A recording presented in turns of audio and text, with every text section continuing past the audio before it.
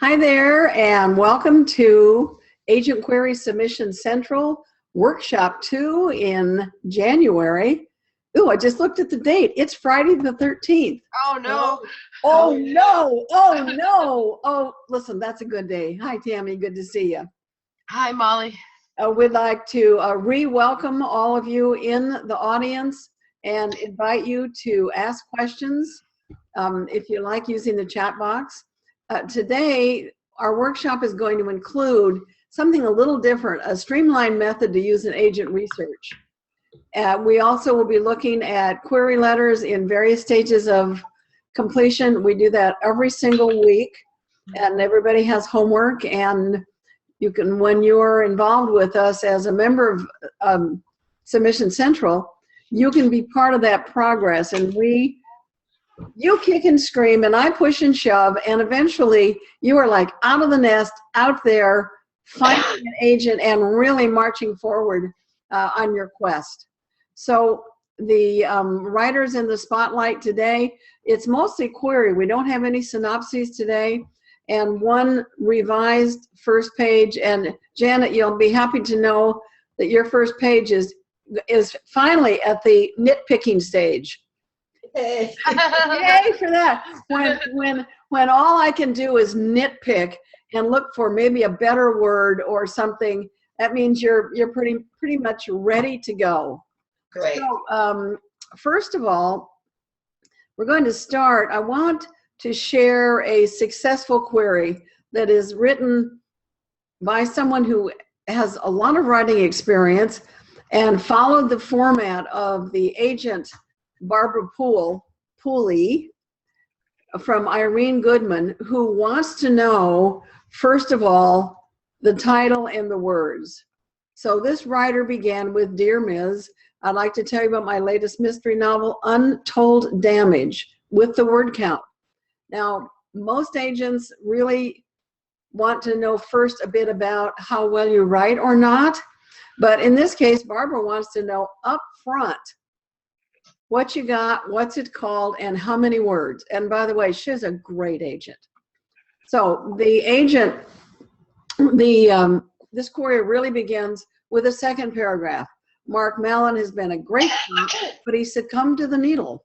Driven from the narcotics division to run off the force, Mallon's been surviving day to day in the gritty world of San Francisco's Tenderloin district. Now, my comment here is that, okay, I happen to know where that is, but almost everybody knows where San Francisco is, so you do set the scene. But just as it looks like his life will end in addiction, Mallon learns that his best friend from his police days, Eric Russ, has been murdered, and Mallon himself named as the prime suspect. The man hidden deep inside the attic, that's a great line, is prompted to action as Mallon sees an opportunity to redeem himself and re-emerge. Now, it's obvious just after this first paragraph that this writer is a storyteller and understands how to weave together words to paint good pictures. And right off the bat, I want to know more about Mark, and I'm interested in this combination of, good guy, bad guy, challenge, and she adds to the fuel to that fire. However, staying clean turns out to be the least of his problems as Mallon struggles to find Eric's killer. A couple of enforcers from his undercover days come after his head, along with a growing number of people that seem to want him dead the deeper he dives into the tangled threads of the investigation. That is a very long sentence, but boy, it's interesting. When he finally comes close to unraveling it all, he discovers that at his center, something more dark than anything he could ever imagine. There's a little bit of awkwardness there, but I'm still interested. The murder trail leads directly back to an ugly secret Eric never wanted anyone to know. Now, yes, that's a good hook. I love ugly secrets because they're always just like, juicy gossip. And I feel like just from these two paragraphs that this character, Mark, I'm going to like, warts and all. And I will want him to be successful in his quest to stay out of jail, find the killer, and deal with the ugly secret. Now, the ugly secret, again, is an extra little hook. And then for the third paragraph, I'm writing to you because I read on agentquery.com that you were passionate about fiction, mysteries. I'm hoping that mine is one you could also feel passionate about. My story fiction has been published in various online journals, including whatever that is, Cherry Bleeds and Word Riot. I'm also a produced screenwriter with another script currently under option. Now, although the production companies are not mentioned, and you don't do that for lots of reasons we don't have to discuss, I was okay in this instance, since it proves that he can write. He can tell a story. All righty. Now, what is it that makes this query so effective? Let's look at the StoryCorps. Who is the story about? Anybody? Mark Allen. Okay, and what does he want? To get sober and redeem himself, maybe? Well, he also wants to find the killer of his former friend. Okay, those are all good. I think the core of this story really is redemption for everything. And why? Why does he want this?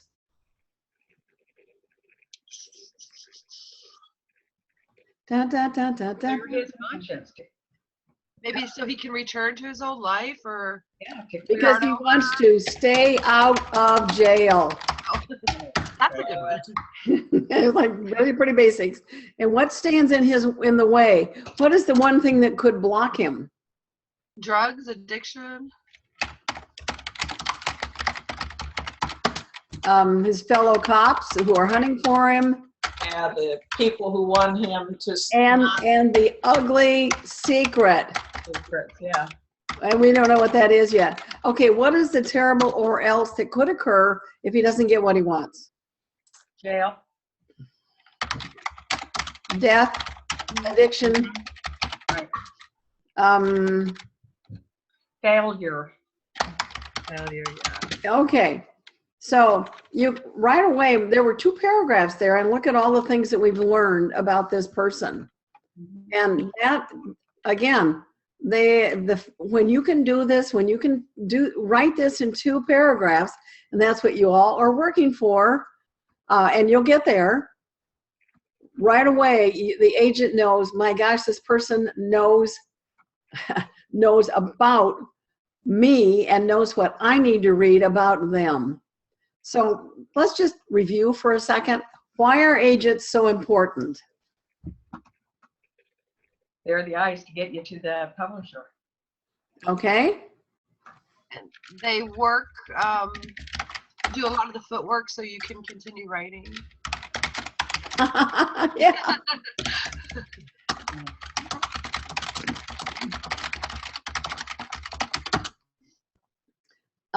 And they also, I'm sorry? They're your final editor. And they are your judge. Mhm. They judge your work. So why are agents so important to publishers? They weed out. They weed out the crud, yeah. Weed out the crud. All right, that's nicely said. But it's very true. It's exactly what it is. They are the dragons at the gate. And in the old days, like 2 years ago, when everything was by paper, they really were the dragons, because they would read and throw. And only the really good stuff would stay on their desk, and then they would call or write to the author. Why are agents so important to you?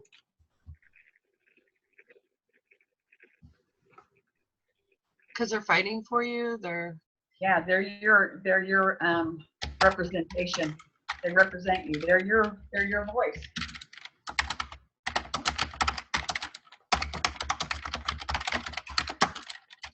And they are and this is important, they are your judge. Let's say that you have just a really great story. They're your solicitor. let me take that back. Let's say you have a really good query, and it never goes anyplace. In other words, you send it out and you get nothing or thanks very much. But this tells you that people are looking at your work and making the decision that you don't write well enough, or your story isn't matured enough. There's a problem. Who else is going to tell you but someone in the business, someone you don't even know?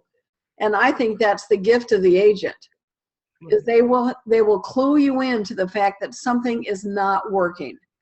And your job is to figure out why and what that is. Okay, and we've got, oh, look at me, I'm going to a chat here. All right, whoops, wrong one, wrong thing. Okay. James, you do have fun with words, don't you? James said, they are the gatekeepers to publishing paradise. I'm just going to steal that right there. They are the gatekeepers.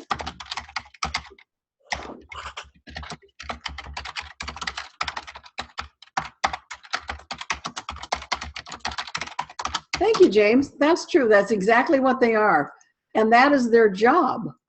And luckily, you have a lot of options about where you can go to meet agents. Now, we've got some old reliables. Apparently, I didn't spell that right. Oh, well, I'll fix it later.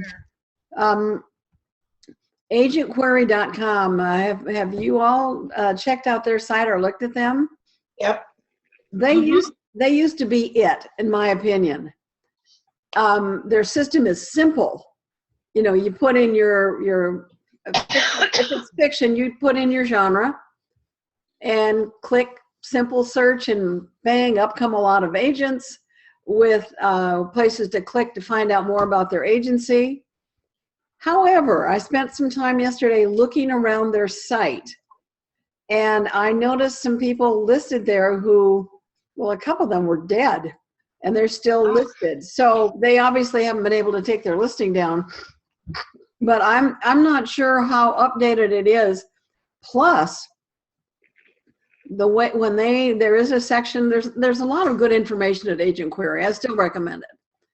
Well, in the section about how to write a query, they never mention it has to go with a synopsis. They never mention how to format it for the digital world. You have to format that query so that it is not only agent, but also device friendly. And I talk about this a lot. Your query is going to be read probably on this. It requires a different mentality for you. This is not double spaced on a piece of paper. This is your piece of paper, maybe even this way.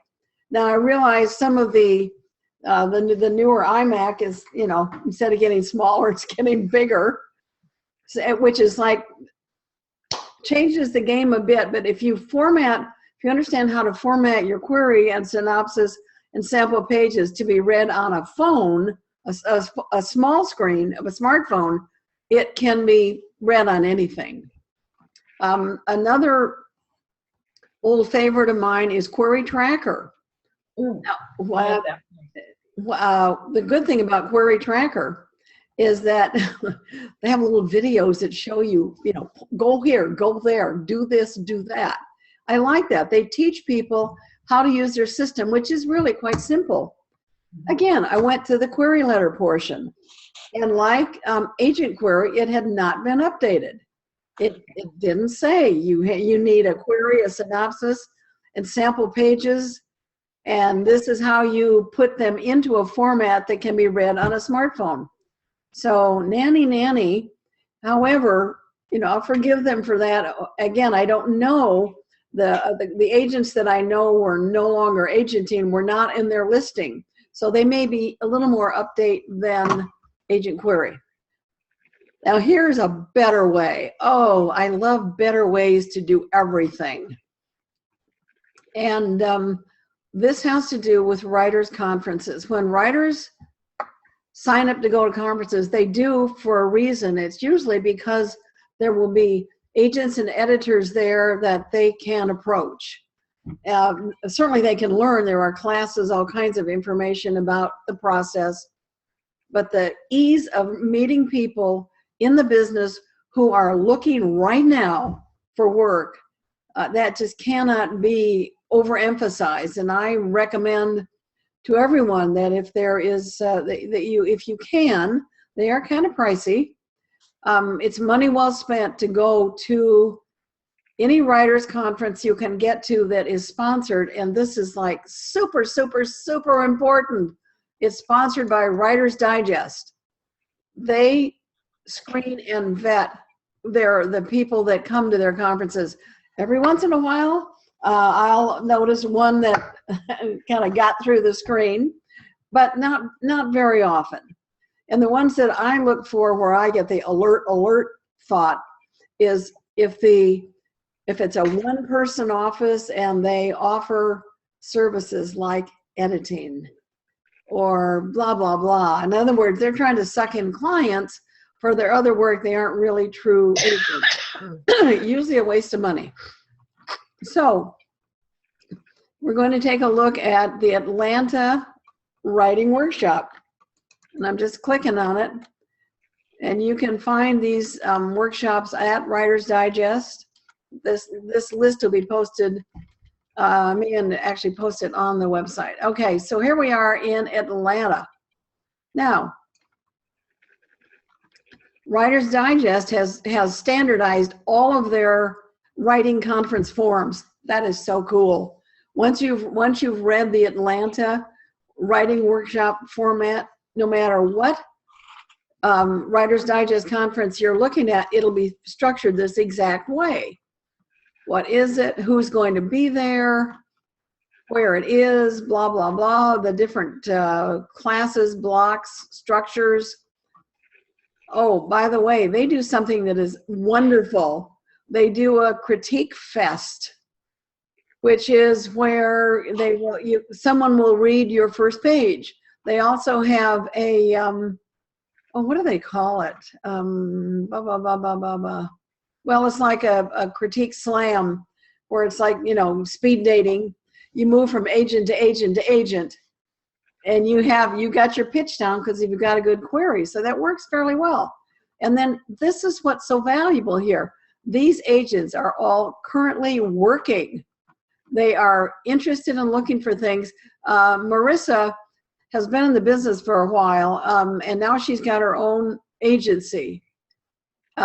Really dynamic person. So I chose one of her people. And which one? Elizabeth. Okay, Elizabeth is with Maria Carvanis Agency. And look, I can just click right there and find out more about Elizabeth. How easy is this? And there she is. Here's what she likes. Here's what she a little bit about her life. She's an immigrant. She came from Florida. I can insult Florida because I live here. She's been in the business since 2010. She's been promoted. She's now a full-time agent. I cannot emphasize the importance of new agents. They are looking to build a list, and they are looking to build it as fast as they can. And if they have the key to working with a new agent is making sure that the agency they're with is a name agency, has been around, has some real experts, because in these agencies, people kind of tend to work together. So that even though she's relatively new, she's got Maria to help her with information. So that's pretty cool. Now, what I learned also by poking around places is that you can also, their agency addresses are not on the listing from Writer's Digest because they want you to go through them, but I go right to the agency. Now, they are in the process of expanding. Come on, baby, let's open that up. And have kind of a basic no-frills site. I don't know why this is doing that. Oh, just because you're all here watching me, not be successful at this. Hang on just a minute. Aha, there it is, hiding. Okay, so here's the agency. Here's submissions. Like I said, it's pretty spare. They will take them by mail. Here's the email address.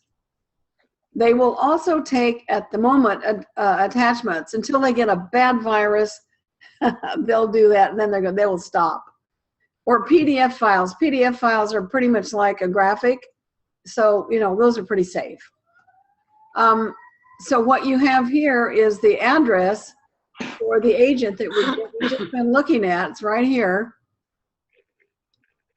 And that without me screwing up a little bit, you could have gone through that process. Oh dear, where did you go? Let me see here. There we are. Lost us for a minute. You can go through that in less than 5 minutes. Now I realize this is not, I'm not teaching you speed research, but you have a lot to look at, and you might as well learn how to do this in a way that is efficient. Time efficient. If you're like me, you'd rather spend your time writing than researching.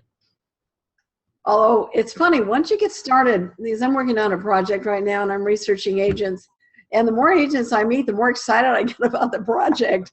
Have you all found that to be true? That as you find people and you like their voice, or you like what they say, or you look at some of the books they've represented, it's like, wow, they're just going to so love me. And that is good. The more you think that, the more of that kind of energy you put into your submission, the more likely you are to end up in the right place with the right agent. Now, okay, we're going to go back a minute to Linda, who is not here today. She writes historical fiction. She has an excellent story. She's been working on it for quite a few years. Mm-hmm.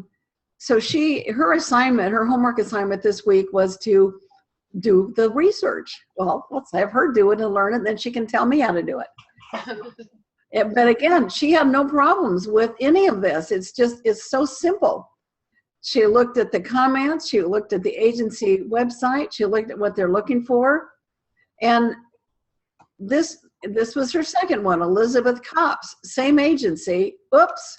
I need to see, keep her on her list. Okay, generally do not submit to 2 agents at the same agency at the same time.